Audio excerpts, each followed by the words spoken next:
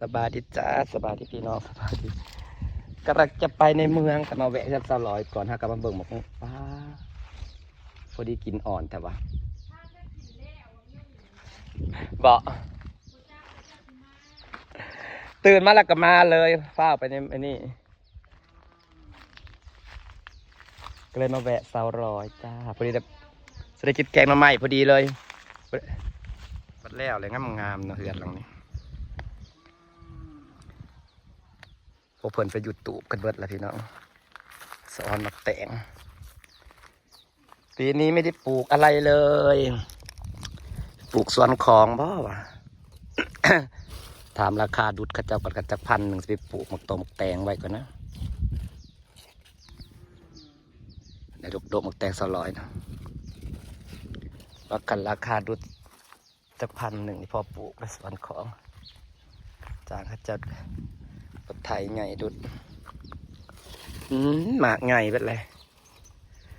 คอยปีนี้บ่ได้ปลูกอีกยังเลยจ้าก็ธรรมดาปีหน้านี่กันแล้ว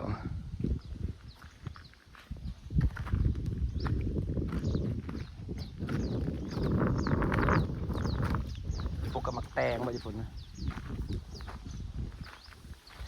ใส่ไปหมดแล้วอลิสได้สั่ง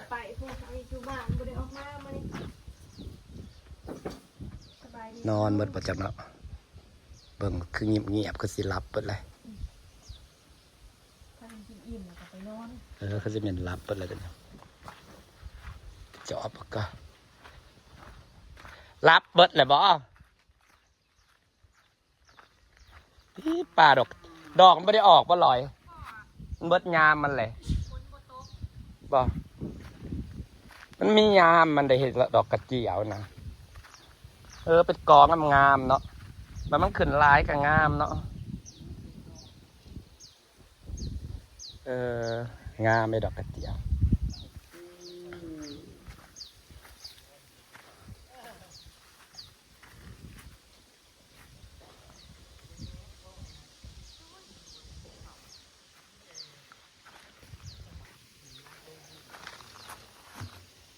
สะพานสวยดีป่ะแล้วก็ได้เข้ามาเบิ่ง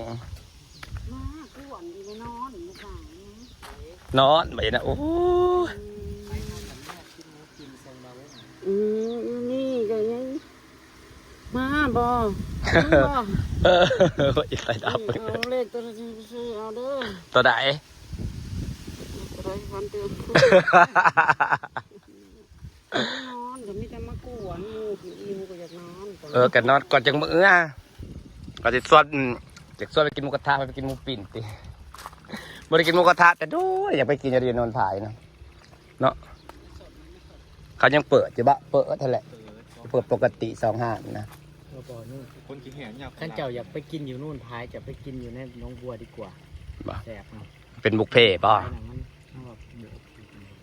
อยู่หันอยู่ในน้องบัวกับบุฟเฟ่คือกันแม่นบ่เนาะเป็นสูตรเป็นบุฟเฟ่เป็นสูตรถ้าพัดหมักกินบุฟเฟ่มากกว่านั้นนะเลือกกินแต่ของจะคล้องหมักกินลงไปทางนี้เข้ามาเป็นอะไรปูเป็นอะไรเขาว่าบ่ว่าสิมาพร้อมปูสบายดีพี่น้องสิมเงินตอนใดสุดแต่ว่าสิมเงินแต่หมู่บ้านเลื่อนไปเรื่อยๆเนาะเลื่อนสิมเงินย่างลูกเต่ากับบ่มีเมียกับบ่มีใจอยู่นี่คนเฮาพี่ต้องขวัญก็ไปที่นี่ลูกน้อยหาเงินก็ได้พ่อผู้เมื่อเฮ็ดหยังหาเงินก็ได้อยู่นี่นะเมื่อเฮ็ดหยังสัมมาหาเงินท่านพา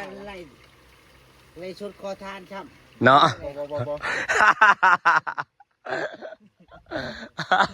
อันนี้พาคนจดไล่สดคอทานจับทุกอย่างหมักมองตีทุกอย่างปากมองตีปากันนั่งกินข้าวถ่ายคลิปฟิวแฟนกับผมมีแจ็คฟิว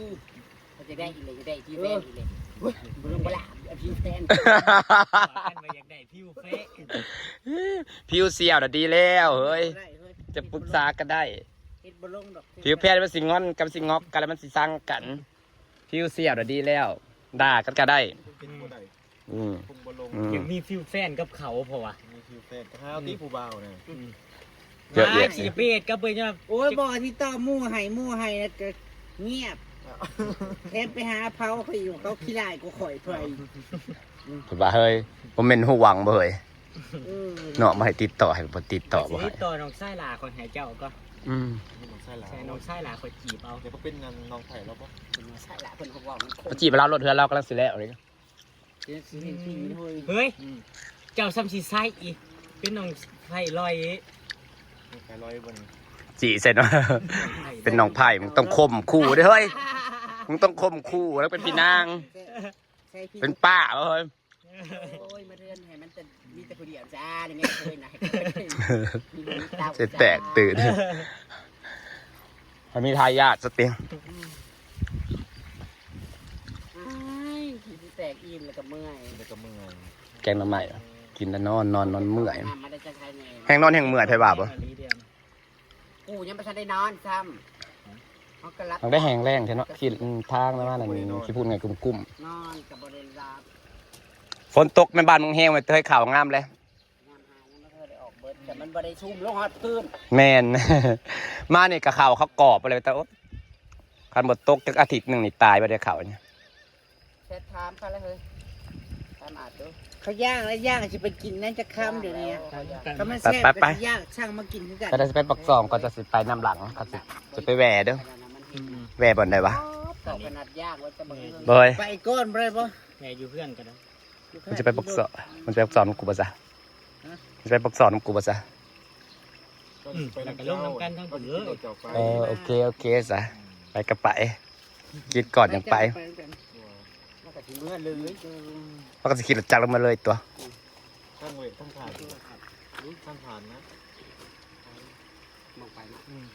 ก็จะเป็นยังเมื่อ มันโค้งออกได้เด้ก็ออกทางเฮือนบ้านอีกสี่ฮันเด้ จะลงมาเนี่ยเส้น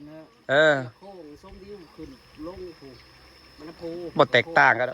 ก็ตัดไปทางนี้ก็ได้เนาะตัดไปทางนาโพนให้ใกล้แล้วเนาะ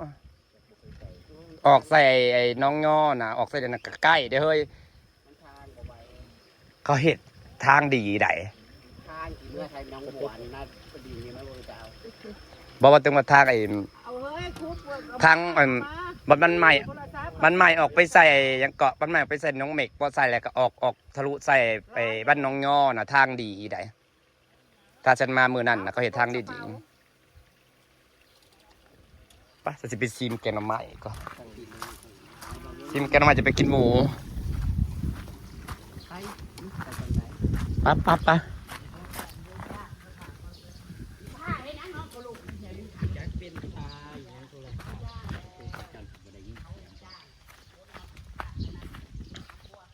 ไปซิมแกงหน่อไม้ก่อนจะไปกินหมูก็ได้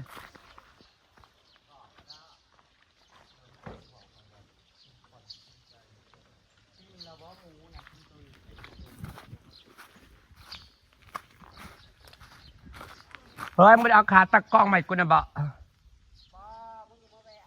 เออ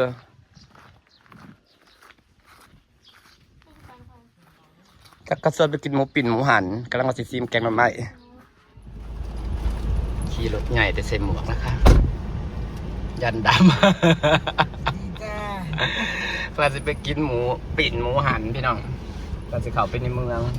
กาดำก็ยันดำไม่ได้ เอาบอกเห็นมาดำกันเลยจริงเห็นว่าดำสักก็ยันดำอยู่นะจ๊ะ ไอ้บ่าวว่ามันก็จะไปน้ำเพื่อน ขี่รถให้เขาขี่รถนำก่อนจักนำก่อนจะเมื่อเลยบ่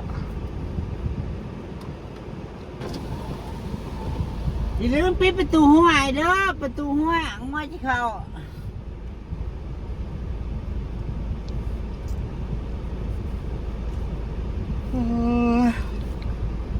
อยากไปชิมหมูปิ้นพี่น้องอยากไปชิม เห็ดเองเลยว่ะแล้วเอา ซื้ ซื้ อ อ มา มา ผัดปิ้นเองดิ อ๋อ เอาไปเบิ่งร้านลาวไว้เธอเล่นสั่งปิ้นกิน หมูให้แขกนะ มีเอฟซีเดียงทุกคน เห็ดแซ่บก็แซ่บนะ หมูชั่วโมงมันถึงได้แล้วเขา ตัวละพัน จนมากเขาให้พูดขาย หมอคันหมูหน่อยโตะมันตัวละพันบางทีก็บอกฮอดพันจำ